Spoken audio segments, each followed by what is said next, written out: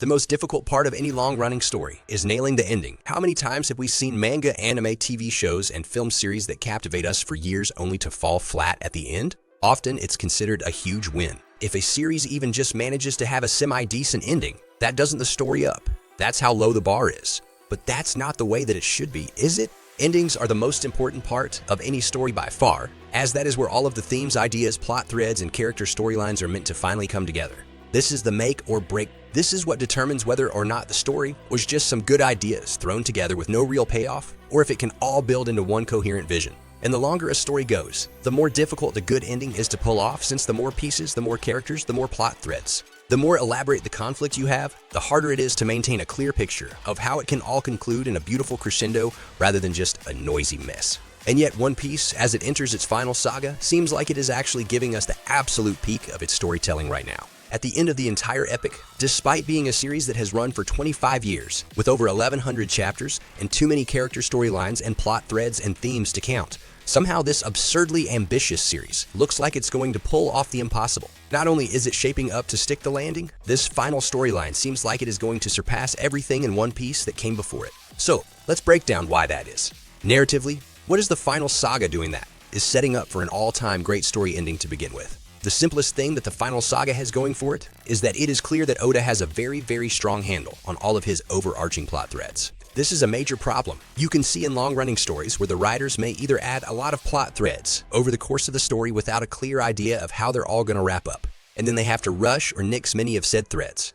Or alternatively, the author attempts a particularly grand final conflict without having put in the proper work, setting up a more elaborate and structured plot beforehand. One Piece does not have either of these problems, because it seems that Oda has not deviated from his original vision. He has simply built around it. If you went back 500 chapters to when the time skip happened, and asked readers back then to guess who the most important players would be in the final saga, they would likely have said the Yonko, the revolutionaries, and the world government, and well, that's still pretty much exactly right. The key threads that were set up are exactly the ones that are finally coming to a head today. The countless plot threads that have developed in One Piece over 1,000 chapters have always turned out to be ancillary or complementary storylines to the main core pillars of the series that Oda set up over the first couple 100 chapters of the story. It's still about finding the One Piece. It's still about fulfilling the promise to Shanks.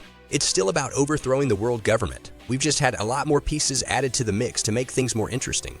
But it feels like everything is still coming together exactly as it should. Oda clearly has major plans for Shanks. He clearly has major plans for Blackbeard. He clearly has major plans for Dragon and the Revolutionaries. He clearly has major plans for the Marines. And even the few aspects of the story that didn't quite seem like they neatly fit in anywhere have actually been elegantly tied into the fold as well, such as combining Mihawk, Boogie, and Crocodile into Cross Guild to complete the 4 Emperors. And this brings us to a far more impressive aspect of what Oda has done, which is that it's not just plot threads that he clearly has a final vision for, but it's the characters and their actual arcs as well. Now, Oda has always been great with fleshing out side characters. Any given island the Straw Hats go to, we can expect a plethora of new side characters that shape the narrative with their own character arcs, storylines, and so on. However, interestingly, many of the most beloved side characters in the story are actually the ones that aren't bound to any singular arc storyline.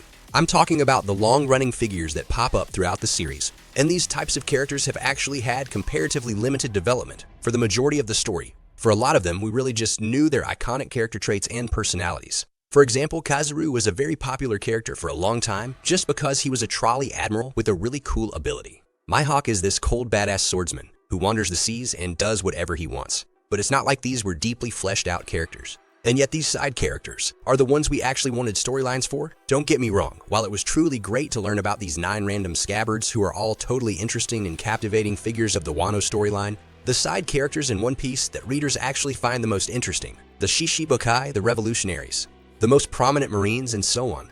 These are also the characters that Oda has largely kept very obscure so far. And it turns out it's because he actually has had phenomenal character, storylines, and development planned for all of these beloved, anticipated side characters for so long. He was just saving it all for the final saga. I cannot stress how incredible it is that in the span of just the Egghead Island arc so far, we have had huge strides in development for countless already iconic One Piece characters.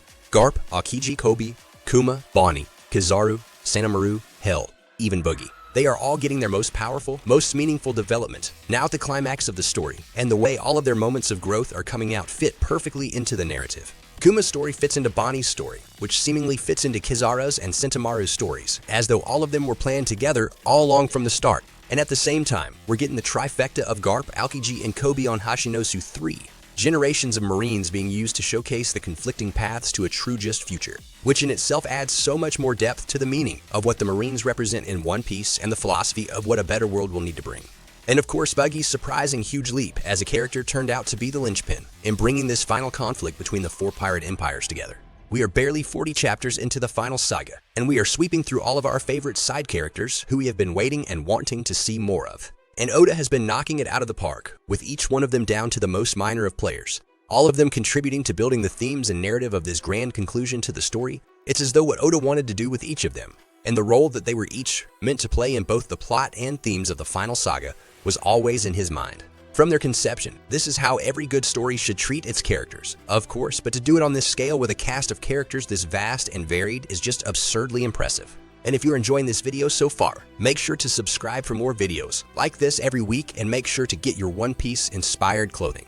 Today in the Morgue store we have hoodies, sweatshirts, and t-shirts. And get your one-of-a-kind puzzle of all major One Piece characters link in the description below. Now, a nice natural consequence of the fact that Oda saved his best and most anticipated characters for last is that this final saga is set to be inherently more exciting than anything that came before. Oda spent 1,100 chapters being extremely abnormally stingy with his most hyped-up characters. It is insane that to date we have not seen Shanks, Mihawk, or Dragon in a serious fight. We literally only just got to see what Garp can do. But that's precisely what makes that entire Garp segments so impactful.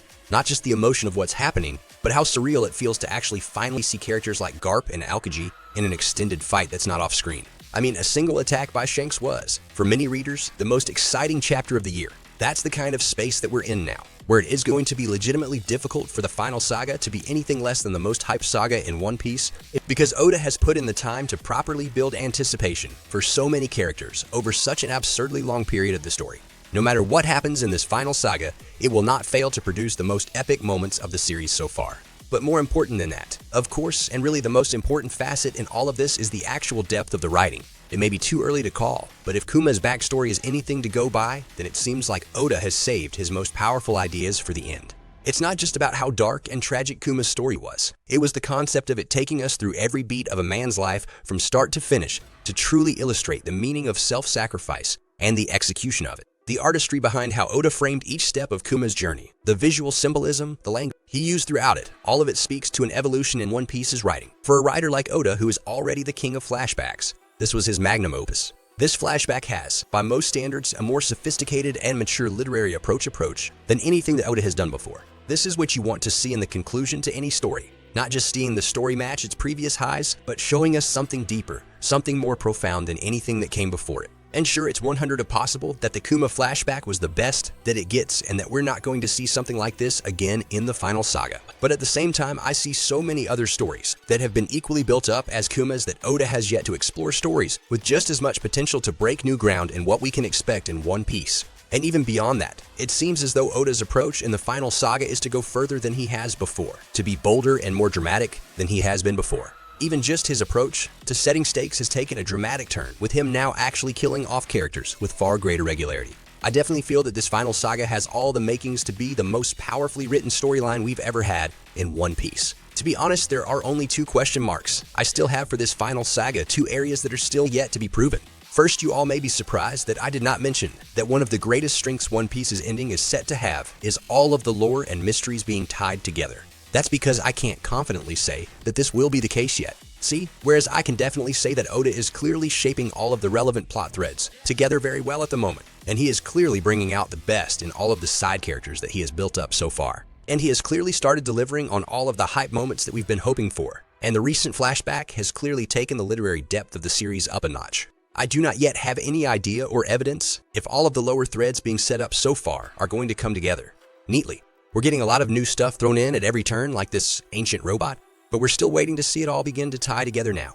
I definitely have faith that it will, and at the end of the day, tying together all the vast lore in One Piece would be yet another definitive stamp of success for the story's ending. I can't fairly list that in this video till we actually see things being tied together, and the other final missing piece that is absolutely necessary from my perspective, at least in order for One Piece's ending to truly stick the landing, is for the main character storylines to come together. One Piece, at its core, was always built around the Straw Hat Pirates. Somewhere along the way, it feels as though we began to lose that North Star. The Straw Hats still get their fights and their moments every few arcs or so, but so many post-time skip arcs have had them play the role of minor characters for the majority of the arc to instead focus on swaths of side characters for the bulk of the plot. And as I said, while I'm loving the focus on so many fan-favorite long-running side characters in this final saga, they cannot be the ultimate focus. Now we are approaching the time for the most important characters of the story, the actual protagonists, to have their stories come full circle for their arcs, and hopefully to some degree at least some of their dreams to become pivotal centerpieces of the narrative. Egghead so far has not done much to give love to the Straw Hats, but maybe this arc just wasn't the one. We still have several arcs to go, and I do believe that if Oda had so many great closing storylines planned for characters like Kobe and Aokiji and even Buggy, then he is definitely saving the best for last for the most important characters of. Arc just wasn't the one. We still have several arcs to go, and I do believe that if Oda had so many great closing storylines planned for characters like Kobe and Aokiji and even Buggy, then he is definitely saving the best for last for the most important characters of the series as well. So let me know how likely you think it is that the final saga will be the best saga in One Piece in the comments below. And if you enjoyed this video, then definitely like and subscribe.